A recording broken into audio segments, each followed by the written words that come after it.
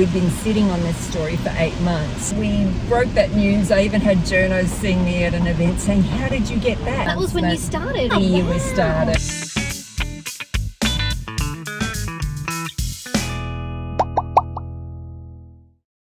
Hello, ladies.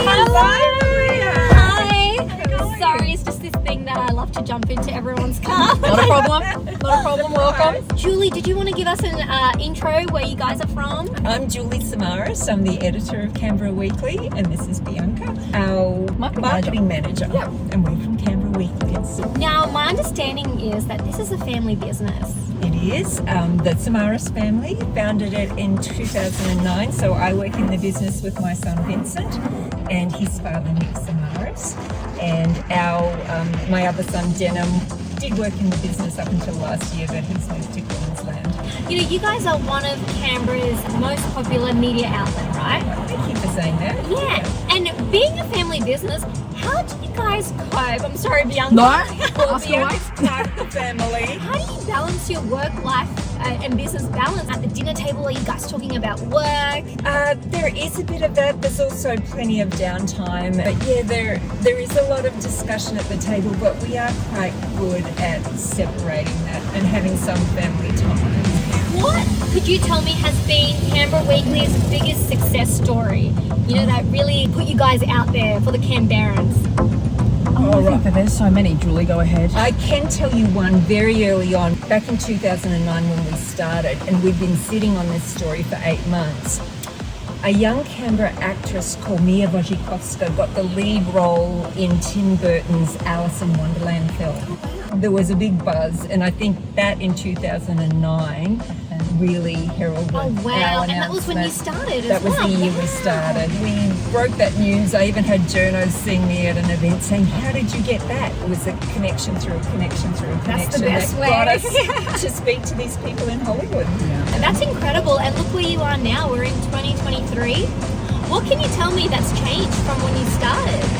I guess the biggest change is we're also online now. A few years ago, we got the website up and running as a content website. So while Canberra Weekly magazine is just about Canberra, because there's so much that goes on here, the website has all that and more, including national and international news. How do you keep on top of trend, all the stories? Like, how do you keep up with the latest news? Well, we have a very good team who are on the pulse. It's also finding, particularly at the Canberra level, it's finding those Canberra stories that no one else has. Sorry, Julie, we've got to put it in drive. It's all new to me, but it's wonderful. And you were saying this is the biggest Car wash in the Southern Hemisphere. Amazing. What about mail? Like, you know, do people constantly write to you with stories? On the website, we've got a contact us button, and also I do get emails offering story suggestions, letter to the editor, or insults and How do you know complaints. that something is worthy of, you know, writing about? Or Yeah, so there's a few things that we kind of judge. Often it's that